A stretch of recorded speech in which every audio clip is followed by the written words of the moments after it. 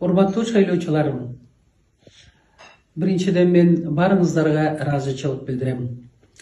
Анткени менин ушул шайлоо процессимде кандай сонун адамдар жолукту. Биринчиден менде штаб болгон жок.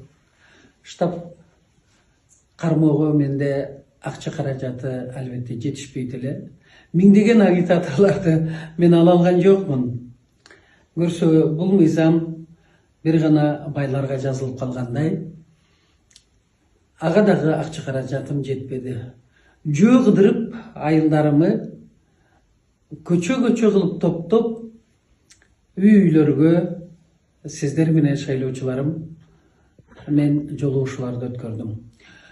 Ошондо Европада, Америкада, Россияда иштеген кыргыздын мыкты жигиттери жолугуп, эже эмне үчүн жөө жүрөсүз дейт.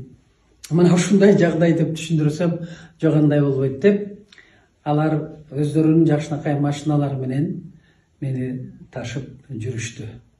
Алай Чоңалайга дери алып барышты да. Кыргыздын жигиттеринен да айланып кетсең болот. Чоңалайга барсаң, Алайга барсаң, жөнөкөй карапайым эл дасторконун жайып, Жылдызхан келдиңби кызым? Кел биздин үйдө түнөп кет деп эшигин ачты. Мен баарыңыздарга ыраазымын. Урматтуу 8-округдун шайлоочулары. Биринчиден мен силерге берген убадамды аткарам. Экинчиден мамлекетиме, элиме ак ниет кызмат өтөйм. Ошонун менен бирге менин программамда эмне жазылса, эмне айтылса, баарын аткарууга чын дилимден сиздерге убада берип кетем.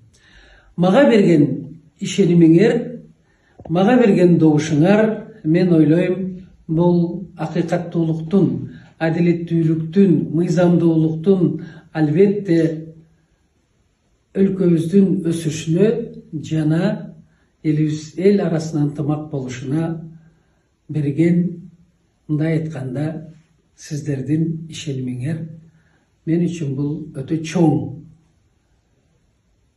сыймык болду. Албетте мен кандай сөз менен жеткиришимди билбейм. Элден айланса болот. Кыргыз элим, шайлоочуларым, барыңыздарга ыраазычылык билдирүү менен кызыңар Жылдызхан Жолдошева.